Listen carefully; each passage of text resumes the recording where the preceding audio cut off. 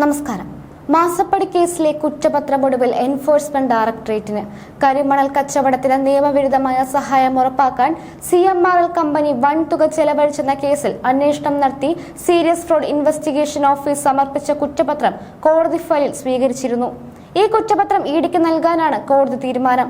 Ernakulam additional sessions കോടതി 7-ൽ SFIO സമർപ്പിച്ച കുറ്റപത്രമാണ് ഇഡിക്ക് കിട്ടുന്നത്. കുറ്റപത്രം കിട്ടിയതിന് പിന്നാലെ ഇഡി നടപടികളിലേക്ക് കടക്കും.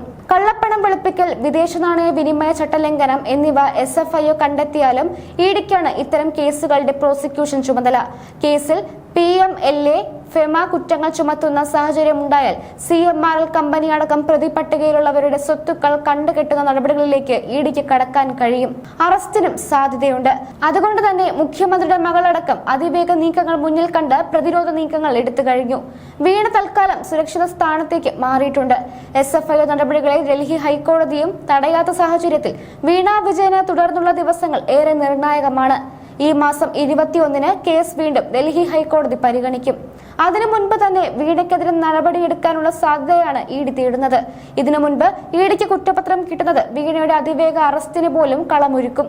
ഡൽഹിയിലെ ഉന്നതരുടെ അനുമതി വാങ്ങിയാകും ഇത്തരം നടപടികൾ ഉണ്ടാവുക. മധുരയിൽ CPM പാർട്ടി കോൺഗ്രസിൽ പങ്കെടുക്കാനായി ഭർത്താവും മന്ത്രിയുമായ മുഹമ്മദ് റിയാസിനൊപ്പം വീണയും പോയിരുന്നു. അന്ന് തഞ്ചാവൂരിൽ ക്ഷേത്ര ദർശനവും നടത്തി. ചില പൂജകളും ചെയ്തുവെന്നാണ് സൂചന. ക്ഷേത്രത്തിന് പുറത്ത് സെൽഫി എടുക്കാനായി വീണ നെറ്റിയിലെ കുറി മാറ്റിയതടക്കം സോഷ്യൽ മീഡിയ ചർച്ചയായിരുന്നു. ഈ കുറി മാറ്റൽ തിരിച്ചടിയാകുമോ എന്ന ചർച്ചയും ഉയർന്നു. ഏതായാലും ഇഡി കേസ് ഉറപ്പാണ്. മുൻകൂർ ജാമ്യം കിട്ടിയില്ലെങ്കിലും അകത്താകാനും സാധ്യതയുണ്ട്. ഈ സാഹചര്യത്തിൽ ക്ലിഫ് ഹൗസ് അതീവ ജാഗ്രതയിലാണ്.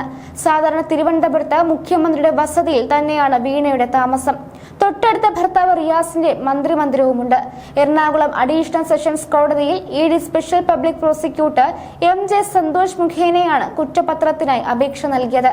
ഇതാണ് അംഗീകരിക്കപ്പെട്ടത്.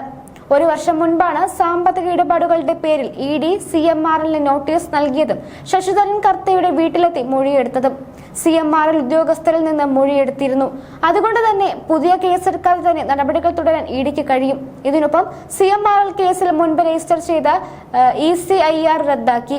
കുറ്റപത്രത്തിന്റെ അടിസ്ഥാനത്തിലുള്ള അന്വേഷണം എന്ന നിലയിൽ പുതിയ കേസ് രജിസ്റ്റർ ചെയ്യാനും ആലോചനകൾ സജീവമാണ്.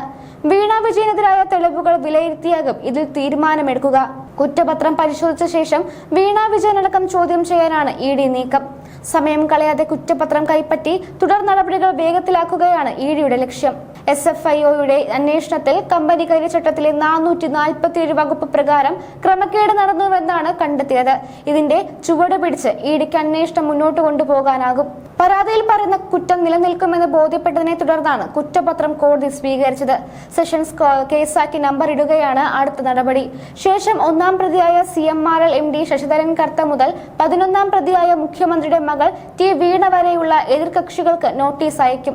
ഈ സമൻസ് കിട്ടിയിരുന്നുവെങ്കിൽ കുറ്റപത്രം റദ്ദാക്കാനുള്ള നിയമ നടപടികൾ വീണയ്ക്ക് തടയാൻ കഴിയുമായിരുന്നു. നിലവിലെ സാഹചര്യത്തിൽ സമൻസ് ഇല്ലാതെ ഇതിലൊരു പടി മുന്നോട്ട് പോകാൻ വീണയ്ക്ക് കഴിയില്ല. ഇതാണ് മുഖ്യമന്ത്രിയുടെ മകൾ നേരിടുന്ന നിയമ വെല്ലുവിളി.